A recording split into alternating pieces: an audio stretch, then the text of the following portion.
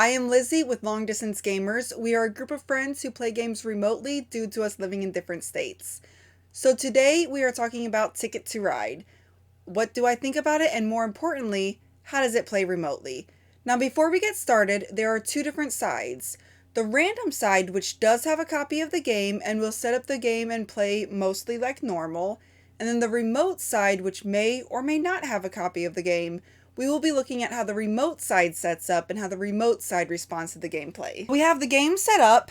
First thing we do is we separate all the trains by color. And then for the tickets, I separate them first by if they're a single digit or double digit, and then put them in a stack together so that way they're a little bit easier to see. The random side will tell what 5 cards are out in the draw pile first. They will show you what cards are in the beginning of your hand. And I like using a bigger card holders for these, as there can be a lot of cards in people's hands. And then they will also show you what tickets you have. You'll be able to see the numbers, and if you have a camera that you can get up close to, you'd be able to easily see the names.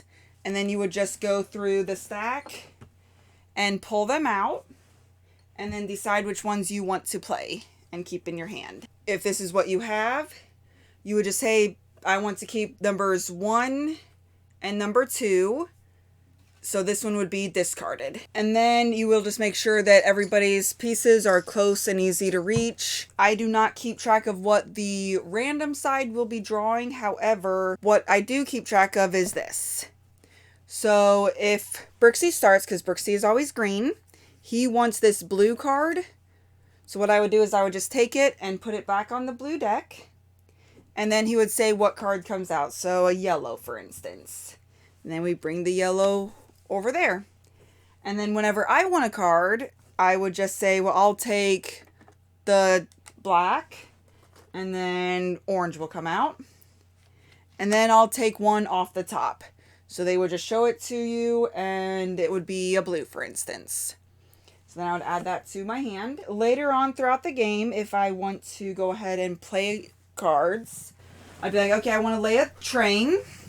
So they would show you what you have, which you could either, if you don't have a copy, you could either write it down on a piece of paper or some other method to be able to keep track of what colors you have. And so I would say, I want to play my numbers 3 and my 4. So it'd be these two. And I want to lay a connection between New York and Washington. So then they would just take my trains and apply it. And then these would just get put back over to here. And then likewise, if they're laying trains, they would just tell me, I'm going to go ahead and lay between Santa Fe and Oklahoma City. So then we would just lay those down. And then of course you're updating the track as normal. Basically, you're just communicating with what's going on and using the card selection for determining which cards you will be playing. We just start on one side. We agree that this is 1, for instance, and counts up. So that is how you play Ticket to Ride remotely. As you can see, it's not that much different, especially if everybody has a copy of the board. You don't have to do much as far as keeping track of the cards you have and the trains that you have. The worst part would be going through this deck to find the one ticket that you need. That is probably the worst part, so it adds a little bit of patience level. I would say that this patience rating is around a 2, where it's minor modifications necessary, but it still is a great game to play and has very little manipulation of the game throughout the gameplay. So what do I think about the game itself? I think it's a great gateway game or family weight game, whichever your preferred word is.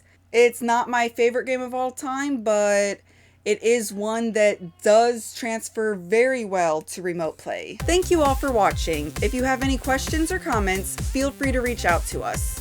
We would love to hear from you.